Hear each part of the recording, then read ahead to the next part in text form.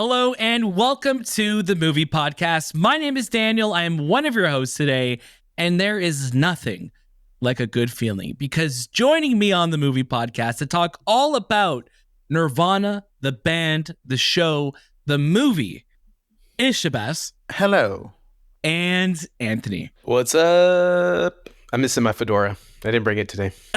You didn't bring the fedora today. I think I should be wearing my Australia hat. I don't know why. It feels very Nirvana, the band, the show, the movie, the coded. We are so delighted to be talking about Nirvana, the band, the show, the movie, a film that has been 17 years in the making. You may remember going back a couple years ago, if you rewind the clocks back to 2023, we were so lucky to speak with both Matt Johnson, who is the director of this film, and Jay McCarrol, who is the writer and obviously the makes up the duo of Matt and Jay for Nirvana, the band, the show. We were lucky to speak to Matt for Blackberry, which was a fantastic film that released that year. Definitely go watch it. If you have not yet watched it, if you haven't heeded our call to watch it. And we were also lucky later that summer to be joined by Jay McCarrol to talk all about Nirvana, the band, the show, his work on Blackberry, composing music. And here we are now in 2025.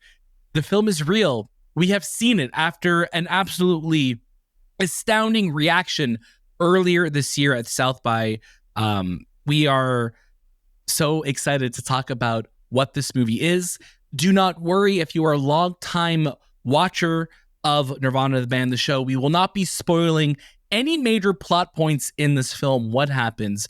But from the description, there is some time travel involved. There is some really fun and crazy hijinks, and we'll be talking to you just a little bit about the plot of this film, but a lot about how it made us feel. Of course, we're the Movie Podcast. We're at TIFF 50 right now, and we have a lot of reviews and interviews coming your way, releasing all throughout the next 10 days. You can catch everything that we are up to here at the best film festival in the world. I want to say a huge thank you to our friends at Elevation Pictures for inviting us to watch this film and to speak with Matt and Jay. That interview will be releasing down the road, so look forward to that later on the Movie Podcast feed, wherever you watch it. We're so happy that you're here. Give us 5 stars. Check out our show notes below for everything you need to know and more. What more could be said about Nirvana, the band, the show, the movie? Like I said, there is some time traveling involved. And at the end of the day, these two guys just want to get a gig at the Rivoli. Shahbaz, I would love for you to start us off. Give us your first reactions, because I love saying the name of this film. Nirvana, the band, the show, the movie. Start us off. You know how at Cannes and at Venice Film Festival, they always time the applause that a movie gets. I think it's only fair that when you go watch Nirvana, the band, the show, the movie, you time your laughter, because this is easily one of the funniest movies I have ever seen. There's a moment in this film where I was laughing so hard I started to cry. And I don't mean that like when people say, oh, I laughed so hard I cried. Like, I was crying. I was laughing so hard. I had tears streaming down my face. I couldn't pay attention for the next 5 minutes on what was happening to the screen because I was laughing so hard from what was happening. And that is a testament to how Matt Johnson and Jay McCarrol are able to time comedy, how they're able to subvert your expectations for comedy as well. Because just because you think you know the show or the band or the movie, you really don't. And this movie really starts to throw curveballs at you just when you think you're like, this is where it's going. No, you were wrong. You were dead wrong, because this movie will keep you on your toes. It's a ride like you'll never experience. And if you've seen the show, then you're in good hands. You know kind of what to expect in terms of, okay, I know who these characters are. At least I know kind of where it's going. And again, there's be twists and turns. But if you're someone who has never seen the show, the first 5 minutes of this movie really kind of give you enough to kind of go along for the ride. And I hope, and I'm really curious, Anthony, to hear your thoughts soon, because once you kind of get that 5-minute little intro, you're locked in. You just have to kind of get it. You have to sit there and understand what's about to happen. This is a beautiful movie. It is a beautiful tribute to Toronto. It is a beautiful tribute to the year 2008 that I kind of forgot was such a banger year, because that was like towards my last year of high school as well. So I just all the things that were kind of happening that year, like the video games that were coming out, the movies that were coming out, this really kind of puts you right there into those moments about what was acceptable in 2008 and what really is not acceptable now. You look at what Matt Johnson said in our interview about BlackBerry. He talked about how he will always make Canadian movies and he will never stop making Canadian films. And you can see that the love for this country runs deep. It's rooted so deeply in this film. There are jokes in here that I'm so curious if Americans will really get it. There are things about Canada that are shown in this movie that you got to wonder how the rest of the world will react. And I really hope they react with love and laughter, because that is what this movie is. It is pure joy. It's a movie that now I hope to come across a bottle of Orbitz one day, because I'm so curious on what it would do if I drank it. There's so many spots that I want to jump off of what you said, Shay, but you're so right that there are so many jokes crammed into this film that it's one of those movies that 5 minutes later you will think about a joke that was said and you'll just start laughing all over again. It is so funny, and there's such a naturality to how Jay and Matt work together. Obviously, they've been together like their entire lives, so every single moment is just so funny. And when you do go back to 2008, and I made the joke, and I've said it so many times on the show, you wind the clocks back, and that's the Joker reference, and that's the Dark Knight reference, 2008. It all comes back. But what a testament to what Matt Johnson and Jay McCarrol have created together with Nirvana, the band, the show, to have a series that you could go back to, 17 years worth of footage from the web series to the show, now to the film, that you could pull from to tell a time travel story and make me feel like you actually went back to the year 2008. It is such a beautiful film, and I'm going to say it, and I'm going to put my cards on the table and say it. This is the funniest film of the decade. This is the most I've laughed and I felt just pure joy watching a movie in so long, since 2020 at least. This is exactly what I wanted this to feel like, a feature-length version of Nirvana, the band, the show. And for being a longtime fan, Shay and I, it is such a payoff, and is so funny, and I want to talk more about it. Anthony, you're coming in from a different perspective. You didn't watch the show or the series or the web series.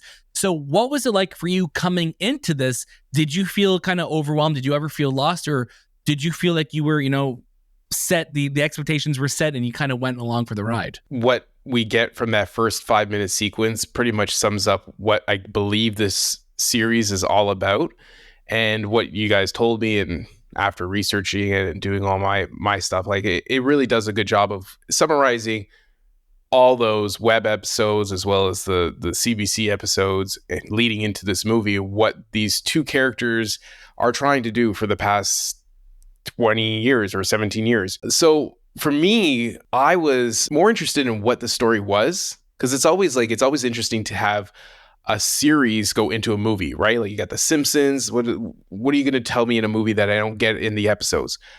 But I think because it's been so long, and it's such a fitting moment for them, because right now they've had some success in their careers with BlackBerry, and now being able to, Matt is going to be directing Tony. This is, I think, a right time for them to get this movie out. I think my enjoyment was watching you guys watch this movie and get the enjoyment out of it, because I feel like this is a movie for the fans of this series. Like, this is from the beginning to end. Like, I feel like how they captured everything, the cinematography, the comedy, the pacing, just the way they tell their stories is very similar to what the fans love about these characters. And there's parts of this movie I really, really found funny. I thought it was hilarious. And, as someone who hasn't watched anything from these two guys, I thought their timing was really good. Their storytelling was really good. The way they incorporated a lot of the things that I'm still don't know how they got away with in terms of copyright stuff is really, really good. And I think just a well-rounded comedy, because right now, like, comedy is so hard to do. I think they hit it off. My thing is, for a movie like this, it is a love letter to Toronto. How does that connect with everyone else? How do we market this for the rest of the world? And that is not concerned, but it's just something that's always on the top of my head. How do we get other people to enjoy this as well? Because they do need to have some sort of idea of who these characters are, what the Rivoli is, what the Sky Dome is the CN Tower, and what they mean to Toronto. I feel like a lot of Americans don't really care about those things, but I think how for us, and I'm going to be selfish, for us, I think it was a beautiful love letter to Toronto. I think the things that we saw was it's nice to see on the screen and captured really well as just even the type of cinematography reminded me of the type of stuff I used to do in 2008 when I made little movies and did the smash zooms and try to get the camera in without having people notice and stuff like that. That's a lost art. It's a very niche art as well, because it's not the most polished, but how they do and how they plan it in this film works really well. At times I'm like, I don't know if this is real or if this is set up, because you guys have told me times where it wasn't set up. This was like live guerrilla style shooting in the ROM or at Canadian Tire, stuff like that. So it's just, those things are always, it's almost a nostalgia thing for me, where I reminisce about me trying to do the same thing, where I would need a permit to even shoot on TTC. But I really enjoyed it. I think for someone who hasn't watched the series and who doesn't follow these two characters, I was really engaged. I was laughing. I really found it funny. I think you're right, Daniel. It's one of the funniest movies I've seen in a really long time, and I'm very hard to it's very hard to laugh for me. Sorry, let me say this again. It's very hard for me to laugh at films, and they have to be really, really funny for my taste. But I really enjoyed it. I thought it was a really well done film. I want to start off this this next part of our conversation, just because Anthony was talking about the cinematography. Jared Rabb, who is just from the very beginning has been the person who has brought the vision of these two characters to life.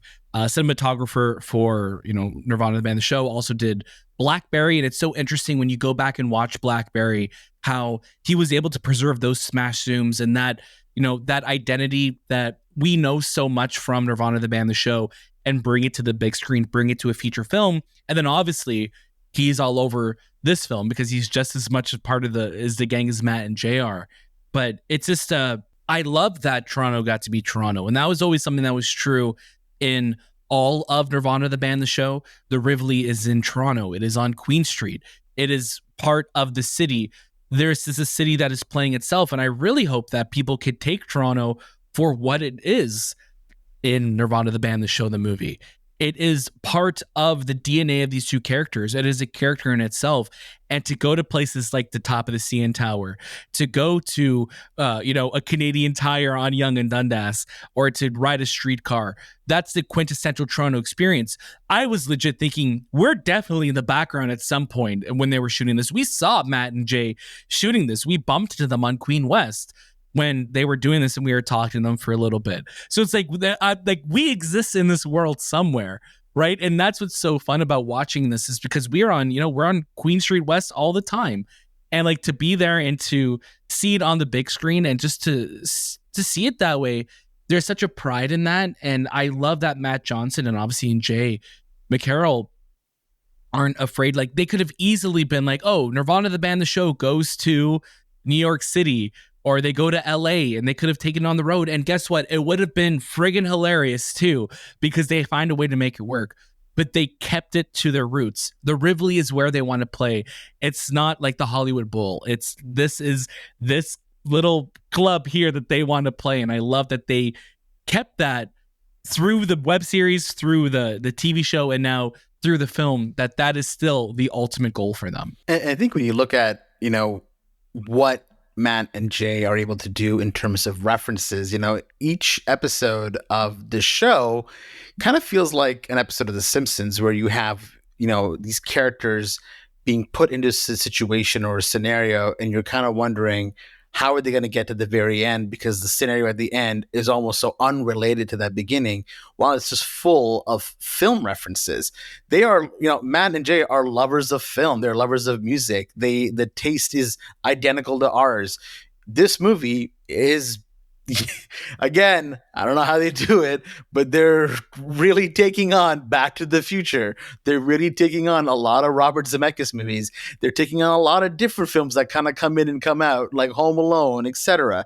So the love that they have for movies it bleeds through the screen, and it's just hilarious because you're wondering, yeah, like how are you getting away with this? It's almost like the legal team that Zapruder Films works with must be like just ironclad, and they're like narrowing it down to the most finite details. It's like, yeah, you can play 3 frames of this. If you play the 4th frame, then you're getting sued. So the stuff that they kind of get away with is mind-boggling, and I think it's just one of those movies that when you watch it over and over again, you're going to be picking up on a lot more. And I'm sure you're going to pick up us in the background because, yes, Daniel, like you said, we were there that day they were filming and we were talking to them and they were still like, I mean, they weren't in character, but like they were still running around and doing things. So, I mean, we got to be there. We saw Jared. He had the camera. He was holding it. Come on. I kind of wish our fan expo event with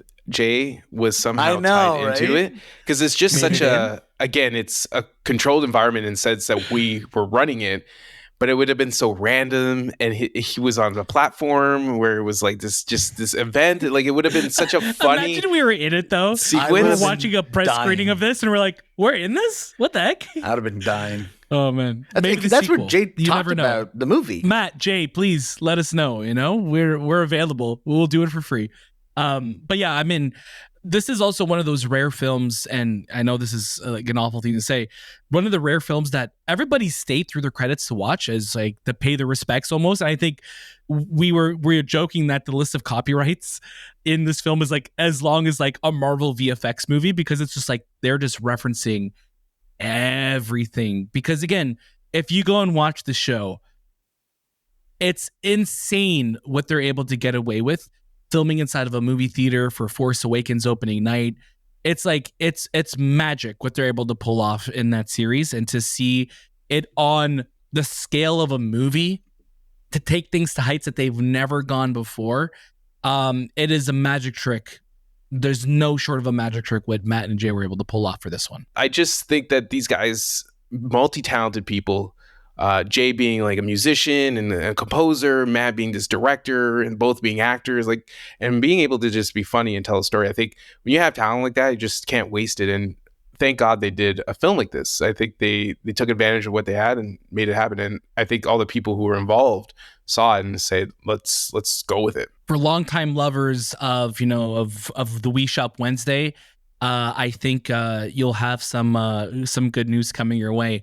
But let's get to our final thoughts on the film. Of course, we do not have a proper release date yet for this, but when we do, we promise we will let you know, and we'll release our interview with Matt and Jay when we do that during TIFF.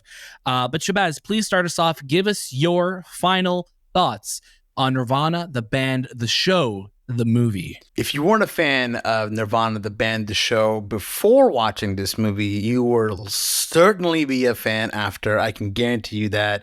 Anthony, the episodes are coming your way. You have to watch them, because I think you're only going to get more joy out of this. And for anybody else who is remotely interested, if you watched Blackberry, you watched The Dirties, you had a good time with those films, go watch this one. It's going to be the most fun theater experience. There wasn't a single person not laughing in our theater. Everyone was rolling around. They were ROFLing, because that's a 2008 term, everywhere. Like this is that movie. This is a movie that I can't wait to watch over and over again, to pick it apart and really see all those moments that I missed, because honestly, I was laughing too hard. Yeah.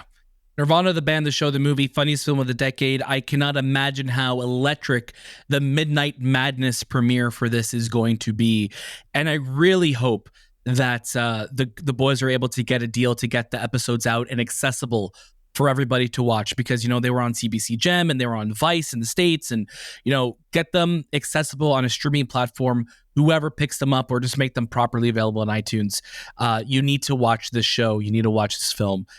you are going to have an amazing time. Anthony, please take us on home. Yeah, I've never seen Shay laugh so hard in my life. I think that guy almost dug a grave in front of me to bury himself because he was laughing so hard. Yeah, But right there.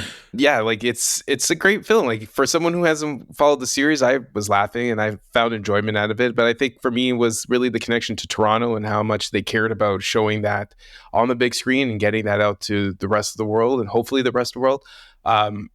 I just I'm just happy that the last couple of films that we watched at TIFF have been great films. And this is just another one on that list. Yeah, we're on a generational run again. If this was if Shay did die of laughing, then I think what a way to go out, right? You guys, What a way to go out on this one. Yeah, we would.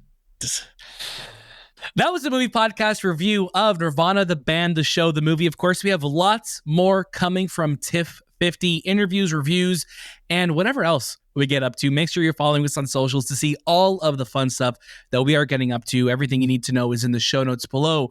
But until you see us again, that was this time with the movie podcast, and we'll see you next.